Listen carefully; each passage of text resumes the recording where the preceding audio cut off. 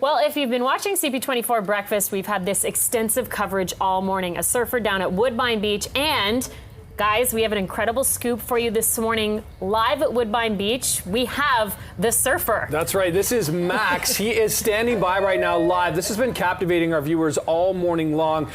So we're watching this right now. This is Max's what we would argue was his best run of the morning for sure. So take a look at this nice run on those waves here.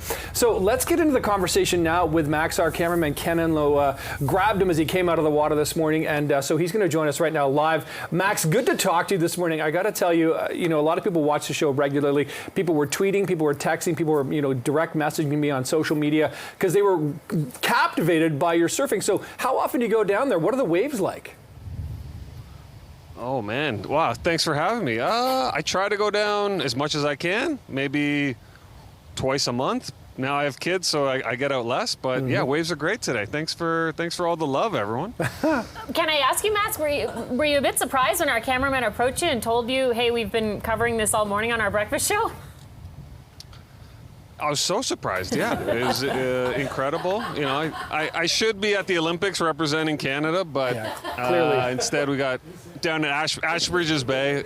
Is just as good as France, right? A missed opportunity indeed. Max, let's talk about the challenge. We were watching you go out there sort of paddling through. It looks like kind of choppy out there. You got to assess your wave. What is the strategy and how difficult is it for people who've never surfed before to, get up on those waves?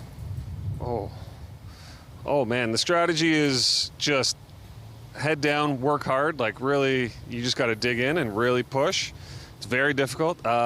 Twice as difficult because last night I was out with a work event. Probably stayed out a little too late, so I maybe wasn't my best this morning, but that's all right. So you were celebrating last night, you went out surfing this morning, and now you're on TV. Yep. It's been quite an eventful 24 hours. You mentioned how difficult it is, though, Max. Is that something people maybe don't realize? Yeah. I think so. Learning to surf is one of the most difficult things, I think, one of the most difficult sports to learn. It's very steep curve.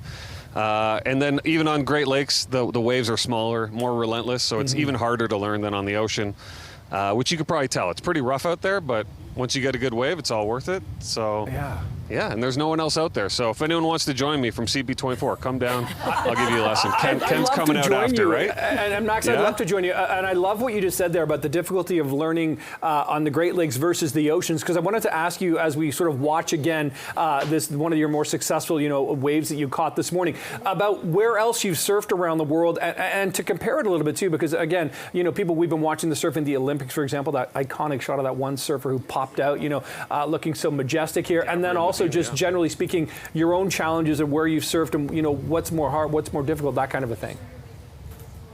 For sure. I'm lucky. I like to go to Mexico once a year. It's easy to get down there, beautiful waves, and it's real ocean waves. The difference is the waves here are much smaller, and they stick around for much shorter amounts of time, so you have less opportunity to get there. And then they're really close together. If you look out there, it's really rough. There's a lot of white water. If you go to the ocean, you time it right, it's a lot easier. There's a lot bigger gaps between waves, a lot smoother. So it's easier to learn, but we love Toronto, right? You guys are CB24, you love Toronto. I couldn't leave here, but so we deal with what we have. How long have you been surfing? Is great for it, so maybe 15 years. Okay. Oh, wow. On the lakes, 10 years on the Great Lakes, and then probably 15 years total, yeah. This is such a treat. We have an expert on our show right now. Yeah. I don't know about that. You guys could judge the wave. I'm no expert, but I put in lots of time splashing around these lakes for sure. Now, what are the biggest, how big do the waves get on Lake Ontario? Like, what's your sort of, I don't know if bigger means better, but what would you say or more challenging? But what size waves can you get out there? For sure. Surprisingly large, and usually in the late fall and winter is when you get really big waves. And it will very much surprise people, because you can be right downtown looking at the water and it looks like there's nothing. But if you go to the right part of the lake at the right time, the faces of the wave can be 6 to 8 feet, faces of the wave. Right. Yeah. That's still a fraction of what you would have seen at the Olympics. Yeah. The faces of those waves were 15 or more, and just much more powerful waves. But it would still surprise you if you came out late fall, early winter to Ashbridges Bay or Bluffers Park. You'd see some crazy waves. Yeah.